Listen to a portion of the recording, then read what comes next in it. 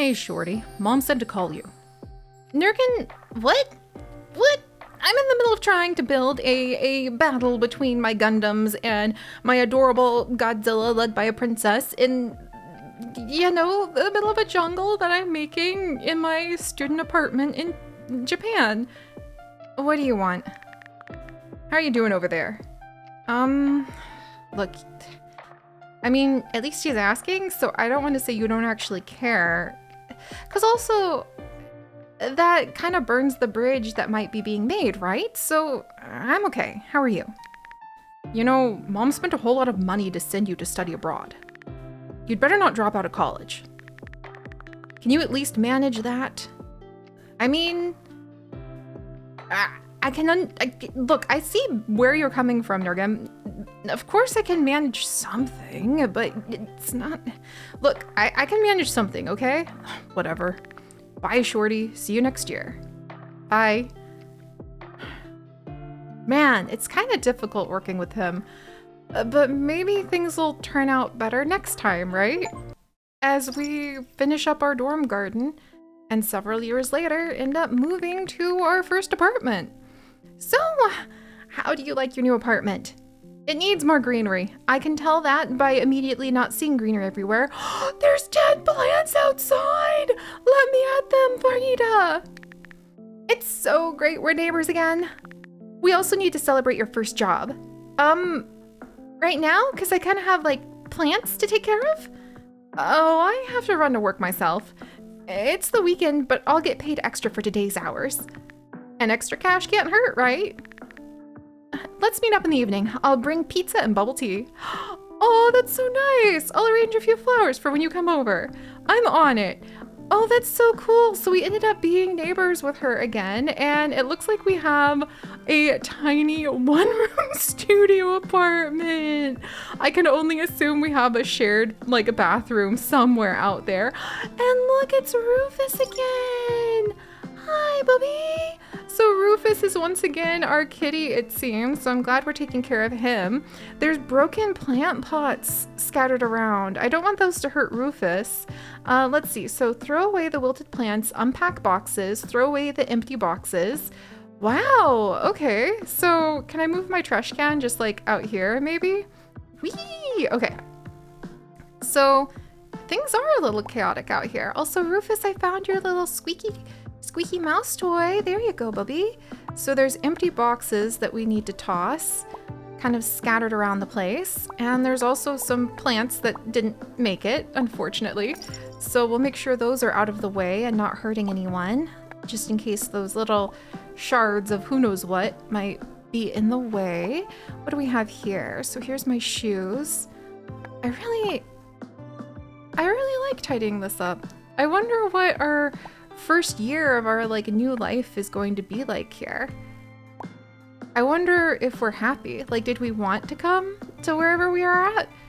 What kind of job are we gonna get? Did I finish college, or is it just is this after graduation? There's my picture. Oh, there's the picture we've had of our grandma for all this time. And here's our little cat cup. It's really cute to see how we still are holding on to a few of our special childhood memories after all this time. Let's see, and we'll get the plates and bowls kind of stacked up so they're out of the way. Let's see, what else can I move? I can move this little box. There you go, Rufus. And there's my backpack. I'll put that over by the couch. Rufus is moving around getting comfy. Let's see, and I can move this little piece. Maybe we'll put some of the pots and things outside so that I don't accidentally knock them down on Rufus just for the minute. Let's see, that's an empty box. Okay, I think we got almost all the empty boxes. All right, those are all the empty ones. They're taken care of. Dishes to put away. Let's see. Oh, wow, I feel so much better. I really love organizing things. It's truly one of my ways of calming down and relaxing. And let's see, we'll put these plates and things up. Maybe I'll put the plates in the sink for now. There we go, just to make sure that's all tidy. And then what do we have in the boxes? Let's see. Ooh, it's the little vase that we've been carrying around as a decoration for so long. I wonder if I can put that safely somewhere that Rufus isn't going to like knock it down. That's kind of the question there. And there's the little tape player that we've had for years. Very cute. It's a picture of baby Rufus. That's adorable. We definitely need to have that out as a conversation piece. Here's a toaster so that we're ready to go and make some toast. Nice, nice. And then we've got another big pot. Can I put that on the stove maybe? All right, we'll put that away. And then we've got what looks to be a PlayStation, but I don't see a TV. So, I mean, I guess I'll put it over on our desk just for now. And a comfy little star pillow.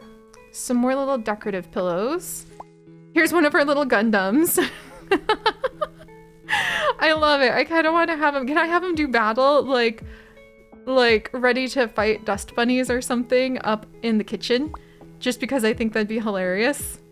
They're like ready to like keep us safe from anything that might cause trouble.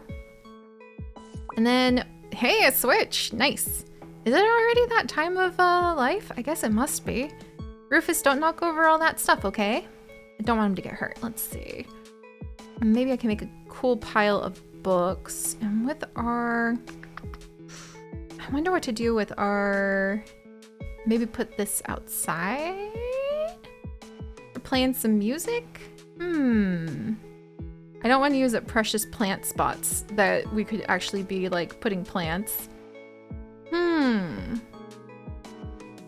Here, on top of the microwave for a little party for our little Gundams to have.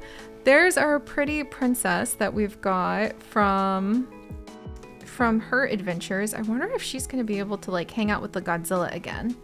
And I feel like she's a special gift maybe from my grandma or like something really special. So I want to make sure she's not gonna get knocked down or hurt. Let's see, we've got more books. And then what else do we have in this one? Oh, thank goodness. We have another like end table that we can possibly use for more plants or just to put the switch and other things so that Rufus doesn't knock them down. Let's see. And here's another end table. Rufus's cat bed. That's adorable. Where are we gonna have his little cat bed so he's nice and comfy? He needs a good spot. It seems like he was really happy back here. So I'm gonna put his little cat bed and his little cat toy over here. Do we have a spot for maybe putting some of his like food? Do I have any food dishes for Rufus? Looks like we've got some work folders. Okay, it looks like we have a lot of work folders. This is when it begins, isn't it? This is when we start having the piles and piles of work folders just erupt, and we need to start thinking about how to like balance our adult life as a like business person or worker with everything else. All right, I'm aware of what our fate is soon to be. Also, what is that? Let's see, little dishes. Are these Rufus's cat bowls? Maybe? I'm gonna put them down for just a minute. I don't think they are actually. Maybe they're little food dishes. All right, we'll put this up too. So we've unpacked the boxes. Let's see if we can make sure that everything is nice and organized to some degree. Let's see what happens if I move that one. So find shoes and put them in the hallway. Okay. Like, can I go in the hallway? I thought I was stuck here. So here's some shoes. Is this the hallway? Can I move up and down? No? Okay. Well, I found some shoes. Put them in the hallway. Rufus. What hallway? Huh. That'll be interesting. And it's always so humbling to see that start of life again, to see just a few little pieces put together to start building up the story of what life is going to be like when we were unpacking all that time ago.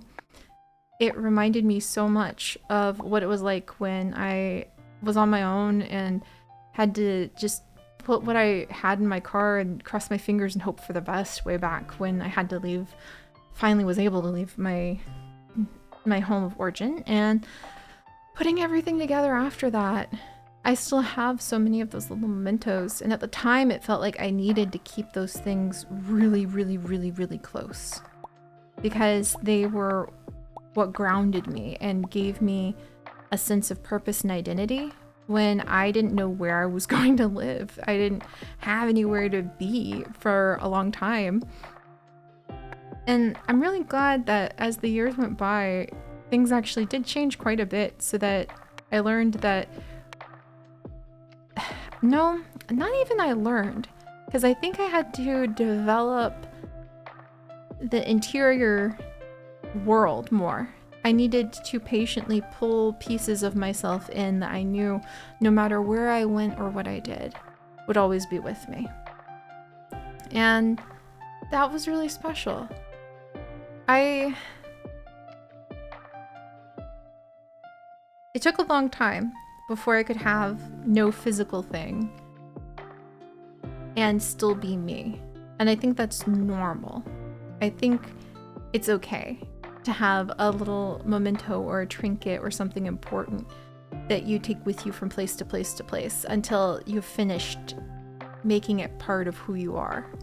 And sometimes it's important to have a trinket or something that is part of who you are that you take from place to place to place that you finally let go of. I've experienced both those things in a lot more powerful ways than I would think things could have on, like, an impact on you. But I think a huge part of that has actually been being able to celebrate making space for the living things that fill up those spaces. Specifically, like the plants that I could find all over the world and the animals I could find all over the world just to admire and look at and share life with. So let's put these down and I'll tell you guys all about the special plumeria bush on our apartment rooftop when we lived in Taipei for a summer, and how it taught me to really love myself a lot and be proud of who I am. But first, let's see. So a snake plant, and look at this monstera! This beautiful variegated monstera, which means that it has that variety of colors. My sister-in-law loves variegated monstera, and so I'm always very cognizant of where they are. And whenever I see one, I think about her. So we want to have this beautiful plant somewhere that has some humidity and light, and there's actually a lot of that over here. So let's kick our office stuff to the side in this corner for a minute, and I want to see this beautiful monstera right over here. And it also, I want to put it on top of something. So let me grab this box, and we're gonna get this beautiful plant up there. And we're gonna start putting the plants all over this place because that is what's going to really make it feel like home, if you ask me. And so the snake plant actually doesn't need the humidity. What? Okay, all right, we're gonna figure this out. I'm gonna need to figure out how to get the how to get the shoes out in the hall anyway. And look at the monstera's leaves bounce. There we go. All right. And let's see, so it's really happy to have the snake plant with it. And then the snake plant, it hates monstera. All right, we'll try to get the monstera and the snake plant different friends. Meanwhile, we also have the new plant with the Chinese money tree and some bamboo. Let's snag some of those. And the Chinese money tree doesn't need light, but it does need humidity. Do I only have one spot for humidity? Because that's gonna make my life really interesting. Cool, what if I have you?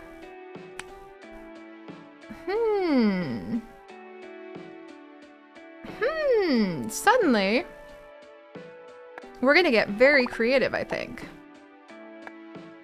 Because suddenly, I'm really gonna want like a nice humidifier. Let's see. that is going to make it a little tricky to be able to get all of my plants happy. So Love's Lepatos doesn't need light, but does need humidity. And that would put all of my plants. What if we have, oh, there was a taxi that went by. What the heck? I didn't expect that. All right, so what if we move this end table by the door and totally ignore, oh, here's another light. Okay, so we've got some lights that we can sprinkle around the place. And I've also got my backpack. There we go. Turning those lights on is a little tricky for me. I wonder if there's a way. There's a little watering bucket. Oh, that's so cute. I totally forgot about the water bucket, but it looks like we'll be able to go ahead and use it to help spread some of that moisture to our plants, which will be fantastic. Meanwhile, we need the humidity, but not the light on our Chinese money tree. So we'll scooch this over. And the snake plant needs light, but not humidity. So maybe since it does not want to be friends, it turns out, does not want to be friends with the Monstera. So we'll move it over there. And we need both light and humidity for our lovely bamboo. And bamboo also likes the snake plant. Snake plant likes to be by itself though. So we'll just have to play with it and figure out what we've got. And what we've got is a bit of beautiful greenery starting up. And that's kind of what I was going to tell you guys is, oh, that's a beautiful snake plant, by the way. And look at these palms. I cannot resist these. They both hate the monsteras though. Oh, bird of paradise. Who also hates the monstera? Oh my gosh. Okay, I've got to get that bird of paradise though, because my beloved husband Chips loves birds of paradise. Loves these palms. We're gonna have such a beautiful like deck out here ready to go with all sorts of different lovely plants ready to just provide all of the greenery everywhere. Thank you very much. And we need 3 plants on the windowsill, 4 plants on the balcony, and I need to figure out how to get into the hall to put my shoes away. We'll get there, we'll get there. Ooh, look at the rare Chinese evergreen. Also hates Monstera. And then we've got the Z plant and but the prayer plant is new.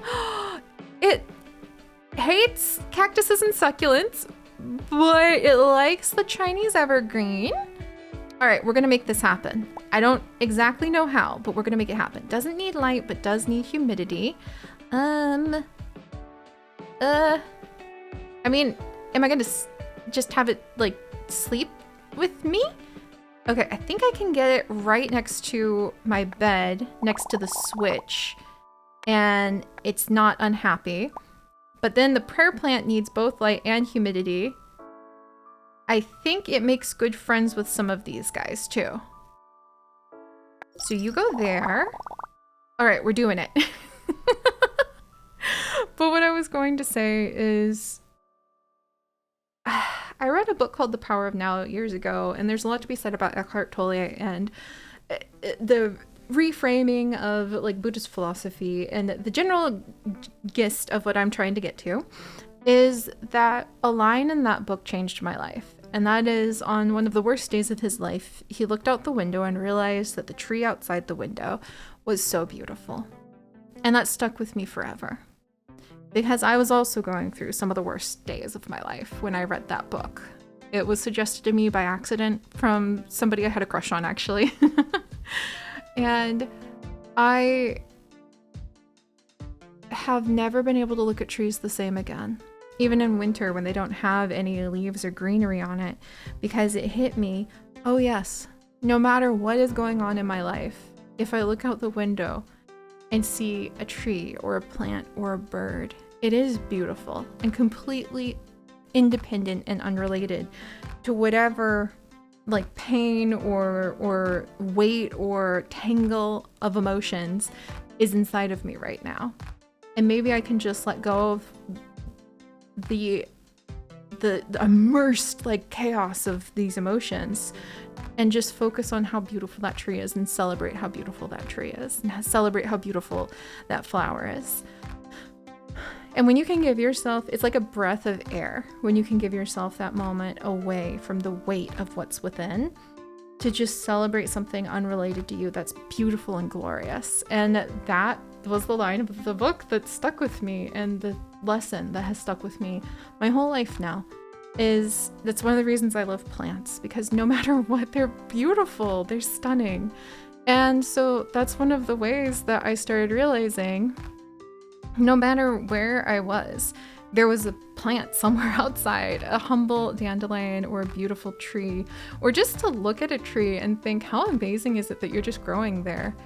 The way that the tree's cells have to work together to pull the water up from its roots, the way the root system interacts with the other trees around it in a network made up of both its own roots and all the different fungal networks that connect the other trees to them and the other plants to them, the way that they exchange nutrients and support each other to make a stronger ecosystem as a whole. That's from The Language of Trees, which is a scientific book about how trees work, by the way.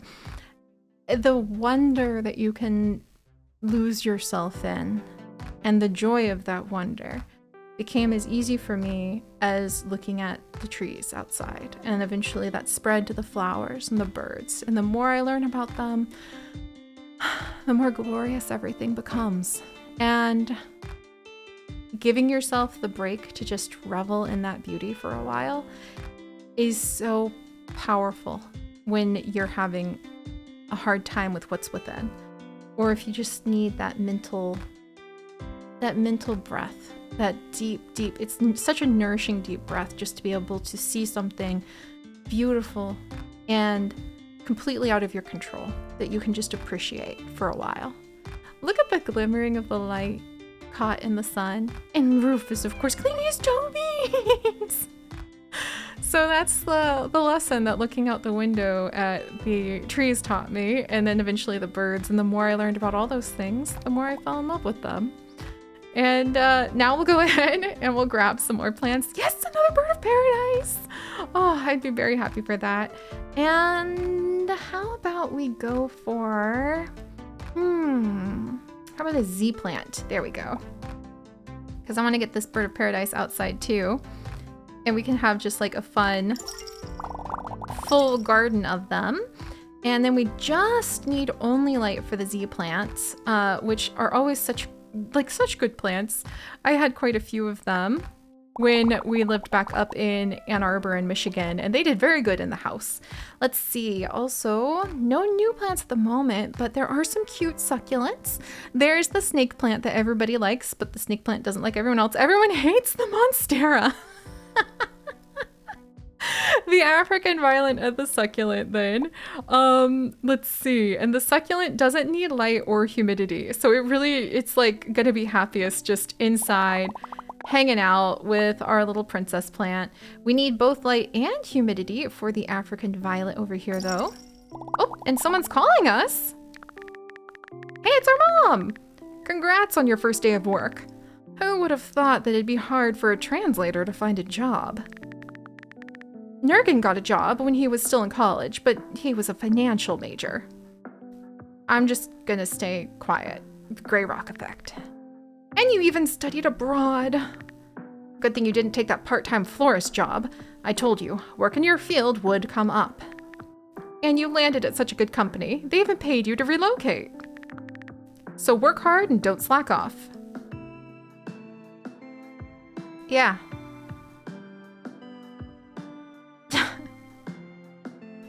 What metric of success is she using, I wonder? Because something tells me it's not about finding the joy of looking at the trees outside, not needing, beyond obviously survival, any things to give you a sense of rooted self, other than the ability to observe the beauty of the universe within yourself.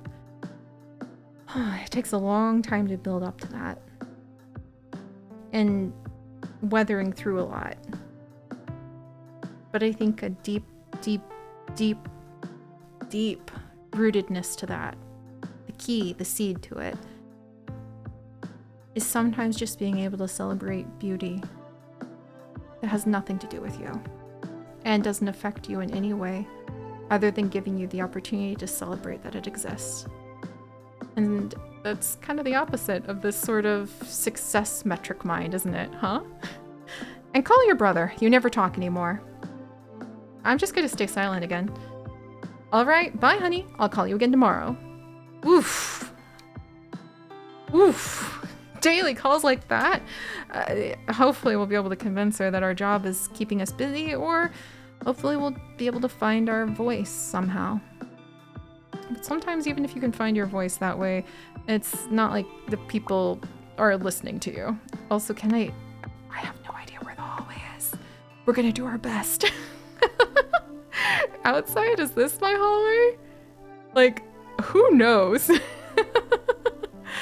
But alright guys, I hope that you have, if not outside, because I also have lived places where it wasn't safe to go out like that, so I understand that too. But if you do have something that you can see and celebrate that has nothing to do with you, other than to give you an opportunity to celebrate its beauty, I hope you can revel in that.